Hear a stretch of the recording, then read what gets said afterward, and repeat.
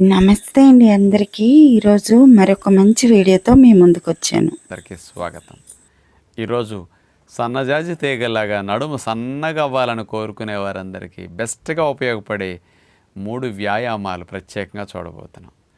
అర్ధకటి చక్రాసన్, పార్శ్వకోణాసన్, త్రికోణాసన్. ఆసనం వేసి అదే భంగిమలో కదపకుండా ఉంటే దాన్ని ఆసనం అంటారు.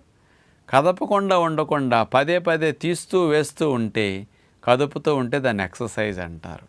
ఇప్పుడు ఈ 3 ఆసనాల్ని ఎక్సర్సైజ్ లాగా చేస్తే నడుము సన్నగా అవటానికి, ఆ భాగాల్లో వెనక భాగంలో స్త్రీలకు తొనల్లాగా పేరుకున్న టైర్లాగా ఉన్న కొవ్వుని కరిగించడానికి చాలా బాగా ఉపయోగపడుతుంది. పొట్ట భాగం కూడా బాగా తగ్గుతుంది నడుముతో పాటు.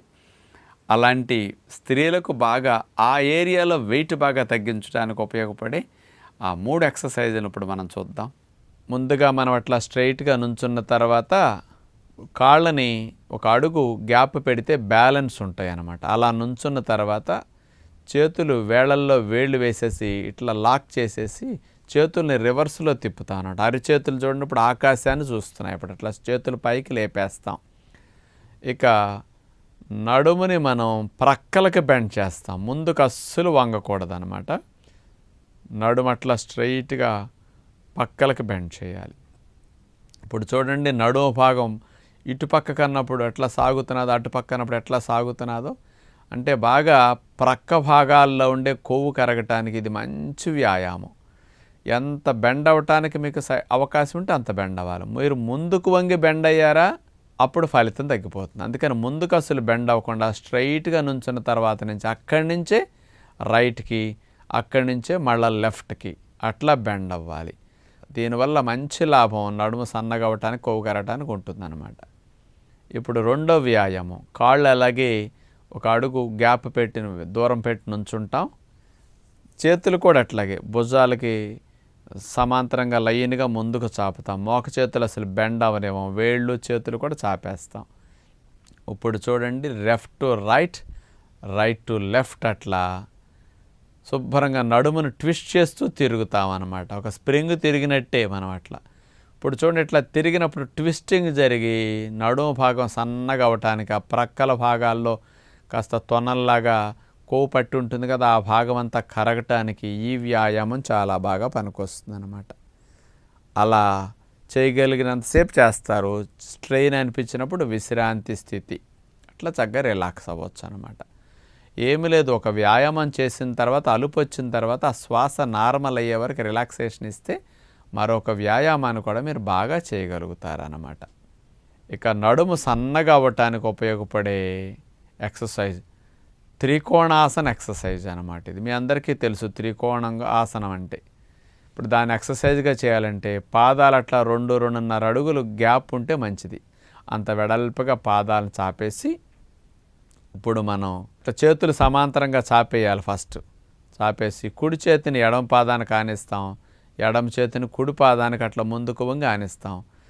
ఈ చెయ్యి ఇట్లా పాదం దగ్గర ఆనినప్పుడు ఆ చెయ్యి పైకి ఆకాశానికి అట్లా లెగుస్తుంది అన్నమాట. మీరు పైకి లేపిన చేతి వైపునే మెడని అట్లా తిప్పుతారు. ఇది చాలా మంచి ఎక్సర్సైజ్. మీ అందరికీ చిన్నప్పుడు స్కూల్ డేస్లో ఈ వ్యాయామం చేపించుంటారు, అందరికీ గుర్తు ఉంటుంది, అయితే మర్చిపోయాం మళ్ళా. ఇలా చేయటం ద్వారా ఎక్సర్సైజ్ లాగే త్రికోణాసనాన్ని నడుము బాగా తగ్గటానికి, సన్నగా అవ్వటానికి బాగా మంచిది. అసలు నడుము ఫ్లెక్సిబిలిటీ వస్తుంది. చేత ఈ 3 ఎక్సర్సైజుల్ని బాగా ఒక్కొక్క రకం మొదలు పెట్టారంటే అది ఎన్నిసార్లు అయినా సరే మీకు నొప్పి వచ్చి నా వల్ల కావట్లేదు, ఇక నేను చేయలేకపోతున్నాను అన్న వరకు చేసుకుంటూ వెళ్ళండి. రోజు రోజుకు 1-2 సార్లు 4 సార్లు పెరిగిపోతూ ఉంటాయి.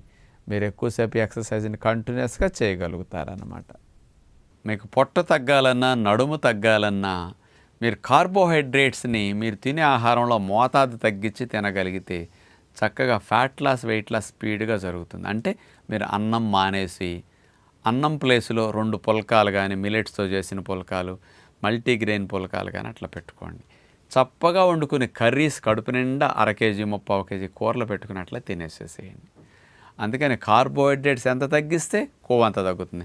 మీరు కొవ్వు కరగాలని నేను నూనె తింటలేదు కదా, నెయ్యి తింటలేదు కదా అనుకుంటారు.